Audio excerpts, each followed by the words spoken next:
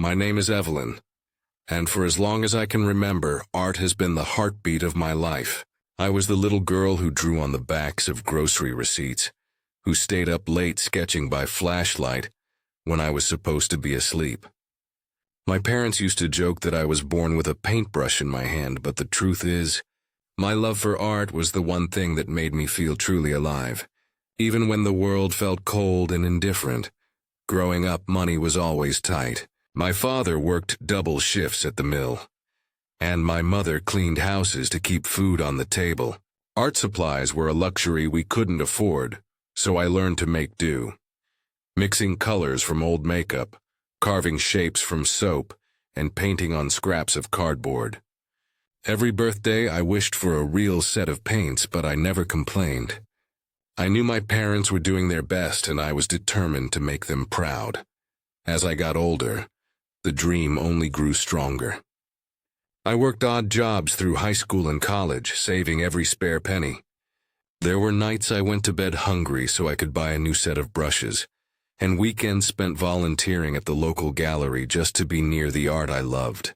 There were moments I almost gave up, when my friends moved on to stable careers, when my own family questioned if art could ever be more than a hobby. But I held on, stubborn and hopeful, believing that one day I'd have a space of my own. That day finally came. After years of sacrifice, I signed the lease on a tiny sunlit studio downtown. The grand opening was everything I'd dreamed of.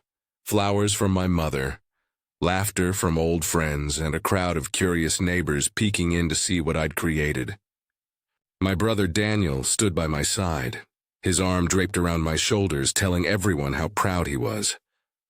For a moment I let myself believe it was all perfect, but as the night wore on, I caught Daniel watching me from across the room, his smile just a little too tight, his eyes shadowed with something I couldn't name. If only I'd known what he was truly capable of. The first few months after the grand opening felt like living inside a dream I'd painted for myself. Sunlight streamed through the tall windows every morning, casting golden patterns across the hardwood floors. My classes filled up quickly. Children with paint-splattered hands, retirees rediscovering their creative spark, even a few local artists who wanted to rent space for their own projects. The studio buzzed with laughter, color, and possibility. For the first time in my life, I felt like I belonged somewhere, like I'd built something that mattered. Daniel visited often, always with a smile and a joke. At first, I was grateful for his presence. He'd bring coffee and pastries, teasing me about my eccentric artist hours and the paint stains on my jeans. He'd tell anyone who would listen how proud he was of his little sister, how he always knew I'd make something of myself. I wanted to believe him. I needed to believe him. After all, Daniel was my only sibling, the one person who'd seen me at my lowest and cheered me on when no one else would. But as the weeks passed, I started to notice little things that didn't sit right. His compliments grew sharper, edged with something I couldn't quite name. "Wow, Ev, you actually sold a painting? Guess people really will buy anything these days," he'd laugh, ruffling my hair like I was still a child. "Orbison must be nice to play with paint all day while the rest of us work real jobs." He'd say it with a grin, but the word stung more than I cared to admit. Sometimes, he'd linger after everyone else had left, wandering through the studio with a critical eye. "You sure you can afford all this?" he'd ask, glancing at the new easels or the fresh coat of paint on the walls. "How much are you charging for classes anyway? Are you actually making any money, or is this just a cute little hobby?" I'd laugh it off, telling myself he was just being protective, maybe even a little jealous of my freedom. But late at night, when the studio was quiet and the city lights flickered outside, his words echoed in my mind. Still, I clung to hope. I told myself that family meant loyalty, that Daniel was just worried about me, that he didn't really mean anything by it. I pushed aside the doubts, focusing on the joy my studio brought me and the community I was building. I wanted so badly for him to be proud, to share in my happiness, to see that I was finally living the life I'd always dreamed of. Then, one afternoon, Daniel showed up with a stack of folders and a determined look in his eyes. "Ev, let me help you with the business side of things," he insisted. "You're an artist, not an accountant. You shouldn't have to worry about bills and taxes and all that boring stuff. Let me take care of it for you." His offer sounded generous, even loving, and I was exhausted from trying to balance creativity with paperwork. Against my better judgment, I agreed. Looking back, I can see how desperate I was to keep the peace, to believe in the best version of my brother. I handed over the keys to my finances, trusting that he'd protect what I'd worked so hard to build. I never imagined the person I trusted most would become my greatest enemy. The morning it happened, I remember feeling lighter than I had in weeks. I'd just finished a sold-out weekend workshop, and the studio was finally turning a small profit. I hummed to myself as I walked the familiar route downtown, the city waking up around me. I was already planning my next class, imagining the laughter and the bright splashes of color that would soon fill the room. I had no idea that everything I'd built was about to be ripped away. As I turned the corner onto my street, I noticed something strange. A cluster of people gathered outside my studio, their faces tight with concern. My heart stuttered. I quickened my pace, my mind racing through 1,000 possibilities. Maybe someone had fallen, or there'd been a small accident. But as I drew closer, the truth hit me like a punch to the gut. The front window was shattered, jagged glass glittering on the sidewalk like cruel confetti. Spray paint scrawled angry, ugly words across the door. Words I can't bring myself to repeat, even now. My hands shook as I fumbled with my keys, pushing past the crowd and into the chaos that used to be my sanctuary. Inside, the destruction was total. Canvases slashed, paint poured across the floor in sickening rivers of red and blue. Brushes snapped in half, easels overturned, tables splintered. The air reeked of chemicals and something darker. Resentment, maybe, or pure malice. My students' artwork, the pieces they'd poured their hearts into, lay in ruins. I dropped to my knees, numb, as the reality of it all washed over me. I don't remember how long I sat there staring at the wreckage. Eventually, someone must have called the police, because I heard the distant wail of sirens and the low murmur of voices behind me. An officer knelt beside me, gentle but businesslike, asking questions I could barely process. Did I have any enemies? Had I noticed anything unusual? Was there anyone who might want to hurt me, or the studio? I shook my head, unable to speak. Who would do something like this? Who could hate me enough to destroy everything I'd worked for? The officer took my statement, dusted for fingerprints, and promised to review the security footage from the building next door. But as the hours dragged on, it became clear that answers would not come easily. Word spread quickly. By noon, the local paper had picked up the story, and my phone buzzed with messages. Some kind, some curious, some laced with thinly veiled judgment. "What did you do to deserve this?" One message read, "Maybe you should have stuck to a real job," another sneered. The humiliation was almost worse than the loss itself. My pride, once so carefully built, crumbled under the weight of public scrutiny. Daniel arrived that afternoon, his face a mask of shock and concern. He wrapped me in a tight hug, murmuring reassurances. "We'll get through this, Ev, I promise." He helped me sweep up the glass, his movements brisk and efficient. He called the insurance company, spoke to the police, even offered to stay with me that night so I wouldn't be alone. On the surface, he was the perfect brother, supportive, protective, unwavering. But something about his calmness unsettled me. He seemed almost too prepared, too quick to take charge. When the police asked where he'd been the night before, he answered without hesitation, providing receipts and text messages that placed him across town with friends. His alibi was airtight, almost suspiciously so. I wanted to believe him. I needed to believe him. The alternative was unthinkable. Days passed and the investigation stalled. The security cameras had been disabled, the footage wiped clean. The police shrugged, apologetic but helpless. Sometimes these things just happen, they said. Maybe it was random. Maybe someone had a grudge. I nodded, but inside, a cold knot of suspicion began to form.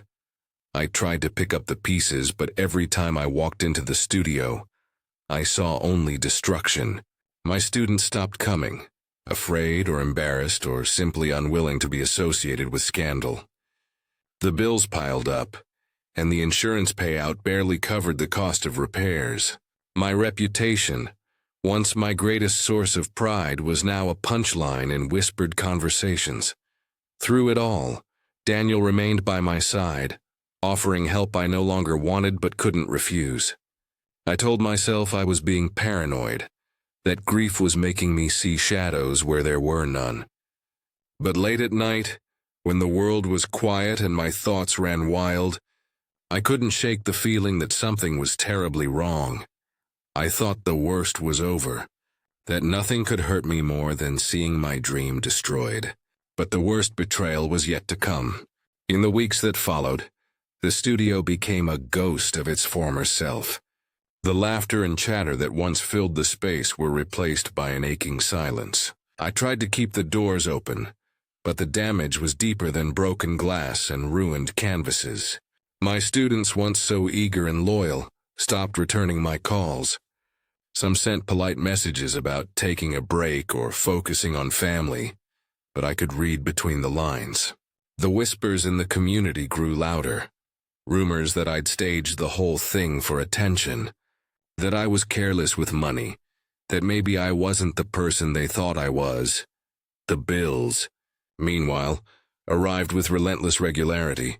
Insurance covered only a fraction of the repairs, and the rest came out of my dwindling savings. I spent sleepless nights hunched over spreadsheets trying to make sense of the numbers.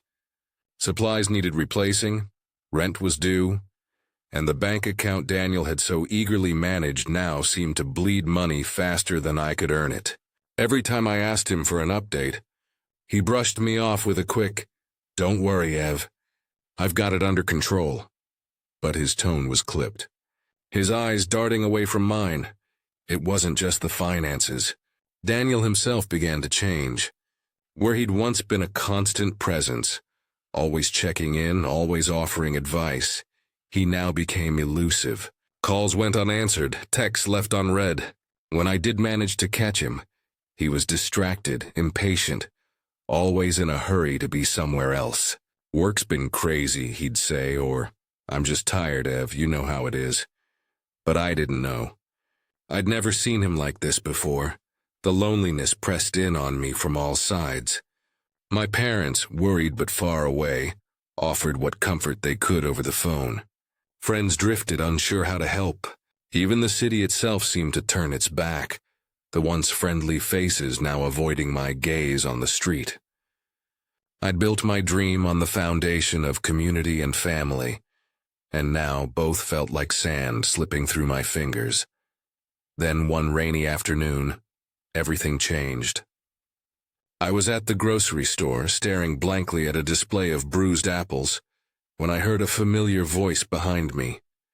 It was Mark, one of Daniel's old friends from high school. We exchanged awkward pleasantries, and I tried to keep the conversation light. But Mark, never one for subtlety, blurted out, "Hey, was everything okay at your studio that night? I saw Daniel hanging around there pretty late. He said he was helping you with something, but it looked like the place was closed." My heart stopped. "What night?" I asked, my voice barely above a whisper. He shrugged. "The night before all that stuff happened. I was driving by after work. I waved, but he didn't see me. Figured he was just doing you a favor." I managed a tight smile, thanked him, and hurried out of the store, my mind spinning. Daniel had told the police, and me, that he'd been across town with friends.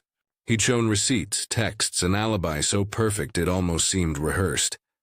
But Mark had no reason to lie, and his words rang in my ears long after I got home. That night I sat alone in my apartment, the city lights flickering outside my window. I replayed every conversation, every odd look, every moment that hadn't made sense. The pieces began to fit together in a way I'd refused to see before.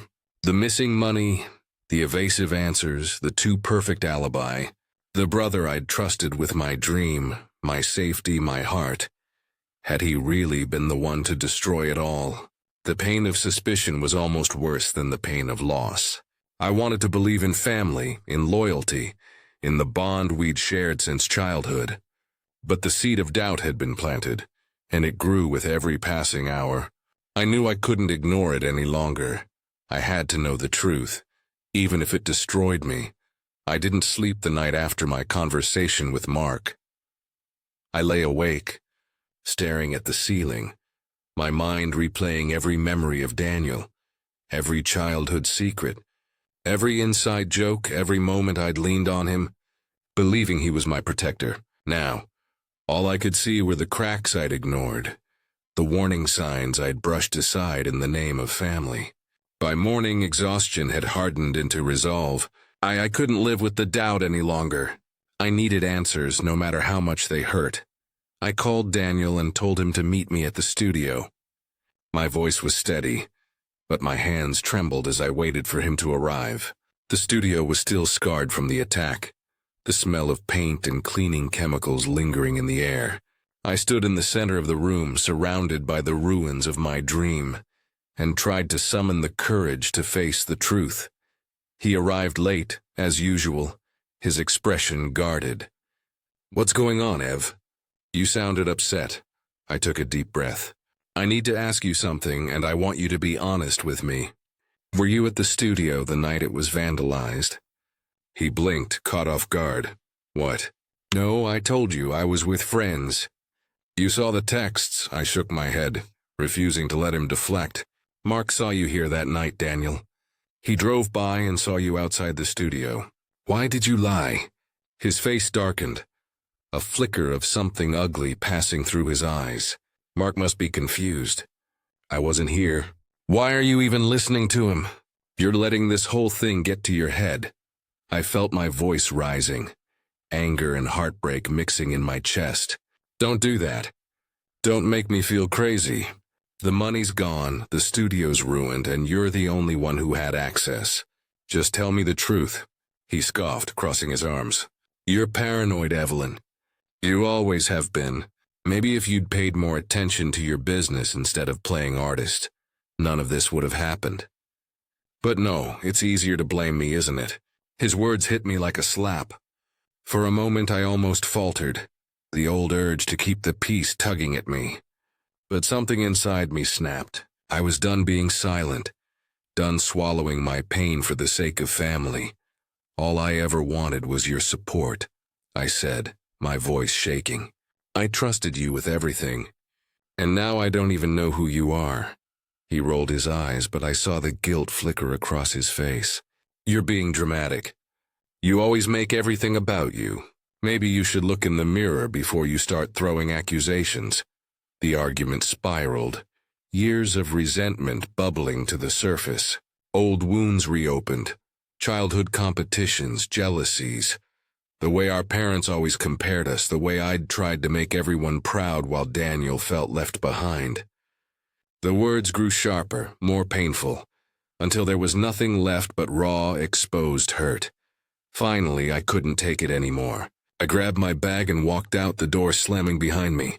My legs shook as I made my way down the street, tears blurring my vision. I felt shattered, betrayed, and more alone than I'd ever been. But beneath the pain, a new determination took root. If he wouldn't confess, I'd make sure the world knew what he'd done. The days after my confrontation with Daniel blurred together in a haze of anger, grief, and grim determination. I'd spent so long feeling powerless, watching my dream unravel, my reputation crumble, my own brother slip through my fingers. But now something inside me had shifted. I was done waiting for answers to fall into my lap. If I wanted justice, I'd have to fight for it myself. I started with the security footage.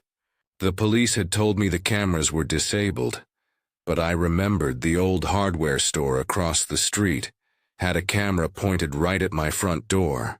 I swallowed my pride and visited the owner, Mr. Patel, who'd always been kind to me. When I explained what I was looking for, his eyes softened. "Of course, Evelyn. I'll help however I can." He pulled up the footage from that night, and together we watched the grainy black and white images flicker across the screen. There it was, just after midnight, a figure in a dark hoodie lingering outside my studio. The face was obscured, but the way he moved, the way he paused and looked over his shoulder, it was hauntingly familiar.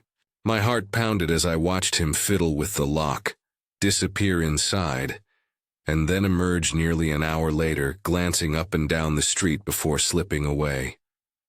I couldn't prove it was Daniel, not yet, but the shape of him, the nervous energy, it was enough to make my blood run cold. Next, I combed through my phone, searching for any messages or calls that might fill in the gaps. I found a string of texts from Daniel the week before the sabotage, asking about my schedule, when I'd be at the studio, when I'd be gone. At the time, I'd thought nothing of it, just a brother checking in. Now, every word felt loaded, every question a calculated move. The days after my confrontation with Daniel blurred together in a haze of anger, grief, and grim determination. I'd spent so long feeling powerless, watching my dream unravel, my reputation crumble, my own brother slip through my fingers. But now something inside me had shifted. I was done waiting for answers to fall into my lap. If I wanted justice, I'd have to fight for it myself. I started with the security footage. The police had told me the cameras were disabled, but I remembered the old hardware store across the street had a camera pointed right at my front door. I swallowed my pride and visited the owner, Mr. Patel, who'd always been kind to me. When I explained what I was looking for, his eyes softened. "Of course, Evelyn. I'll help however I can." He pulled up the footage from that night, and together we watched the grainy black and white images flicker across the screen. There it was, just after midnight, a figure in a dark hoodie lingering outside my studio. The face was obscured, but the way he moved, the way he paused and looked over his shoulder, it was hauntingly familiar. My heart pounded as I watched him fiddle with the lock, disappear inside, and then emerge nearly an hour later, glancing up and down the street before slipping away. I couldn't prove it was Daniel, not yet, but the shape of him, the nervous energy, it was enough to make my blood run cold. Next, I combed through my phone, searching for any messages or calls that might fill in the gaps. I found a string of texts from Daniel the week before the sabotage, asking about my schedule, when I'd be at the studio, when I'd be gone. At the time, I'd thought nothing of it, just a brother checking in. Now, every word felt loaded, every question a calculated move. I reached out to my students, my neighbors, anyone who might have seen something that night. Most hadn't, but a few remembered a car idling outside the studio, headlights off, engine running. One neighbor, Mrs. Green, recalled seeing a man who looked a lot like your brother, pacing on the sidewalk, glancing at his phone. She'd thought it odd, but didn't want to get involved. Each new piece of information was a gut punch, a fresh betrayal layered on top of the old. But with every discovery, I felt a little less helpless. I started a folder on my laptop, documenting everything. The footage, the texts, the witness statements, even the financial records showing money missing from the studio account. I made copies, backed them up, and wrote down every detail I could remember. The more I uncovered, the more certain I became. Daniel hadn't just betrayed me. He'd planned it step by step, right under my nose. There were moments when the weight of it all threatened to crush me. I'd sit at my kitchen table, surrounded by evidence, and wonder if I was making a terrible mistake. What if I was wrong? What if I ruined my brother's life over a misunderstanding? But then I'd remember the look in his eyes during our argument, the way he'd twisted my words, made me doubt my own reality. I couldn't let him get away with it. Not just for me, but for every woman who'd ever been told to stay quiet, to keep the peace, to put family above truth. I knew what I had to do. I started drafting a statement, laying out the facts as clearly and honestly as I could. I rehearsed what I'd say if anyone questioned me, steeling myself for the backlash I knew would come. I was about to risk everything for the truth. The night I decided to go public, my hands shook so badly I could barely type. I sat at my kitchen table, the folder of evidence open beside me, my heart pounding with a mix of dread and determination. I knew there was no turning back. Once I hit post, the truth would be out there for everyone to see, my friends, my students, my family, and most painfully, Daniel himself. I started with the facts. I wrote about the dream I'd built, the sacrifices I'd made, and the devastation I'd faced. I laid out the timeline, the missing money, the security footage, the witness statements. I included screenshots, photos, and every piece of evidence I'd gathered. I didn't embellish or exaggerate. I just told the truth as plainly and bravely as I could. Then, for the first time, I named my brother. I wrote his name, my hands trembling, and explained how he'd been the only one with access, how his alibi had unraveled, how the clues all pointed to him. I ended with a plea, not for sympathy but for understanding. I know this will hurt my family, I wrote, but I can't stay silent any longer. I deserve justice. I deserve to be believed. I hesitated for a long moment, staring at the cursor blinking at the end of my post. Then with a deep breath I pressed share. The response was immediate and overwhelming. My phone lit up with notifications, comments, messages, shares. Some people were outraged on my behalf, offering words of support and encouragement. Others accused me of airing dirty laundry, of betraying my own blood. "Family is everything," one comment read. "How could you do this to your brother?" Another said, "You're so brave. Thank you for speaking out." Within hours, the story spread beyond my small circle. Local news outlets picked it up, and soon strangers were weighing in, dissecting every detail. Some people called Daniel a monster, others called me a liar. My inbox filled with stories from women who'd faced their own betrayals, their own impossible choices. I read every message, my heart breaking and healing at the same time. Daniel, for his part, went silent. He deleted his social media accounts, stopped answering calls, and disappeared from the places we used to frequent together. Our parents were devastated, caught between their children, unsure who to believe. Old wounds reopened, and our family dinners became tense, silent affairs. I felt the weight of their disappointment, their confusion, their grief, but beneath the guilt and the pain I also felt something else. Relief. For the first time since the sabotage, I could breathe. I'd spoken my truth, no matter the cost. I'd chosen justice over blind loyalty, my own healing over the comfort of silence. Still, I knew the hardest part wasn't over. The world now knew what Daniel had done, but the real healing was only just beginning. In the weeks after everything came to light, I found myself standing in the ruins of my old life, unsure where to begin. The studio still bore scars from the sabotage, scratches on the floor, a faint stain of paint in the corner, a broken window that seemed to echo the fracture in my family. For a while, I wondered if I'd ever feel whole again, or if I'd always be defined by what had been taken from me. But slowly, something remarkable began to happen.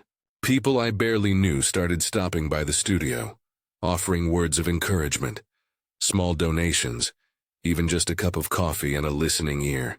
Former students returned, some with their children in tow, eager to help me repaint the walls and restore the space. One afternoon, a group of local artists showed up with canvases and brushes, determined to fill the studio with color and laughter once more. Their kindness was a balm I hadn't known I needed. I realized in those moments that vulnerability wasn't weakness. It was the doorway to connection. By sharing my story, I'd given others permission to share theirs. Women confided in me about betrayals they'd endured, dreams they'd lost and found again. We cried together, but we also laughed. And in that laughter I felt the first stirrings of hope. Professionally, I started over. I rebranded the studio, launching new classes and workshops focused on healing through art. The community rallied around me, and soon the space was alive again with creativity and possibility. I learned to ask for help, to accept support without shame, and to trust my instincts, especially when it came to protecting what I'd built. As for Daniel, our relationship was changed forever. We spoke only rarely, and always with a careful distance. I grieved the brother I thought I had, but I also learned to set boundaries, to say no without guilt, to put my own well-being first. It wasn't easy, and some days the ache of loss threatened to overwhelm me. But I reminded myself that healing isn't about erasing the past. It's about building something new in its place. Looking back, I see now that the destruction of my studio was not the end of my story, but the beginning of a new chapter. I am stronger, wiser, and more compassionate than I ever thought possible. I know now that even in the darkest moments, there is a way forward. What I learned changed my life and could change yours, too. Looking back on everything I've been through, I realized the greatest lesson wasn't about loss or betrayal. It was about rediscovering my own strength. For so long, I let fear and loyalty silence me. I doubted my instincts, second-guessed my feelings, and convinced myself that keeping the peace was more important than speaking my truth. But the moment I chose to stand up for myself, everything changed. I learned that my voice mattered, even if it shook. I learned that I could survive heartbreak and come out the other side, not just intact, but transformed. Betrayal by someone you love cuts deeper than almost anything else. It makes you question your worth, your judgment, even your reality. But I want you to know you are not alone. Your pain is real, and your story deserves to be heard. The world will always have people who tell you to stay quiet, to forgive and forget, to put family above all else. But true healing comes from facing the truth, no matter how uncomfortable it is. If you're struggling with a similar situation, if you've been hurt by someone you trusted, or if you're afraid to speak out, please know that there is power in your story. There is strength in vulnerability, and there is hope in community. I found healing not just in rebuilding my studio, but in connecting with others who understood my pain. Together we lifted each other up, turning our wounds into wisdom. So I invite you from the bottom of my heart to share your own story. Have you ever been betrayed by someone you loved? How did you find your way forward? What did you learn about yourself in the process? Leave a comment below or reach out to someone you trust. Let's build a space where no one has to suffer in silence, where we can turn our pain into power and our stories into solidarity. We are stronger together, and no matter what you've been through, you have the right to heal, to speak, and to begin again.